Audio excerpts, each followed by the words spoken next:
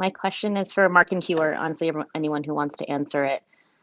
What do you see happening in the market in the immediate future? I'm thinking like the next few weeks. So a few things I've been looking at is, on one hand, I'm seeing a lot of chatter about a Santa rally coming and how the market has historically rallied into year end.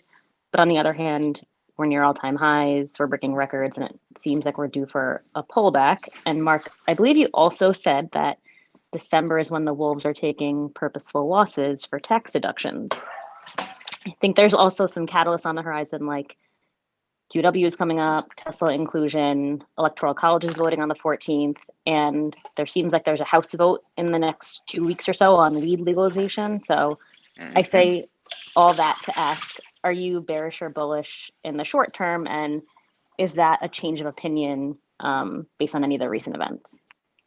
I'm bearish because of historically, I like for things to go south at the end of the year. So that way, essentially, I can prepare and possibly even position myself going into the next year.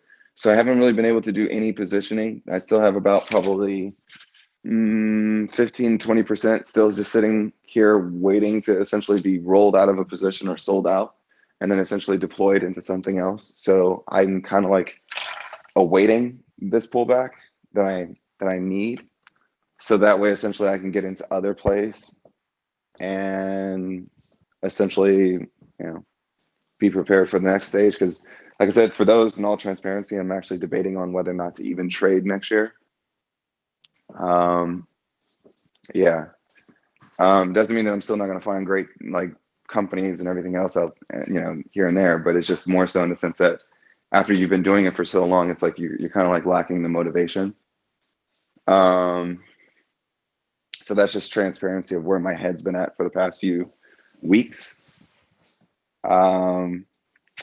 Let's see, but yeah, I'm expecting that there should be a pullback at the end of the year. I don't know about the next few weeks, but probably over the next month, I think that we should be seeing a pullback. Typically, when you see that, that's pretty much where some of the repositioning takes place.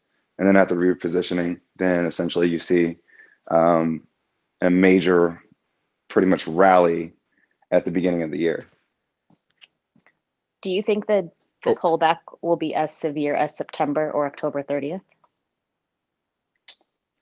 I don't think so, because there's a lot of stuff to be positioned for, and which that a lot of folks are waiting to get into, or they're looking to essentially reap the benefits of going into Q4 or Q1 earnings.